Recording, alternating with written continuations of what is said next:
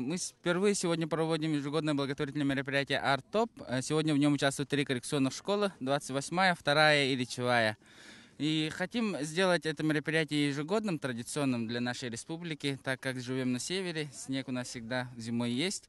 И очень всех поздравляем с открытием нашего первого мероприятия, с весной. У нас совместно с Музеем зарубежных искусств имени Габышева, с Годом литературы России, провели такое мероприятие в рамках проекта поэмы Александра Сергеевича Пушкина «Лукоморье». Руслан и Людмила. Нарисовали, вот дети натоптали дуб, потом еще будет вот домик, избушка, Баба-Яга, и, по поэме «Лукоморье». Сейчас в конце, да, когда все натоптаем, мы будем красить граффити красками разноцветными.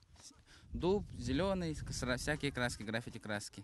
Ежегодное благотворительное мероприятие в целях социальной адаптации детей-сирот и детей, оставшихся без попечения родителей. Картина.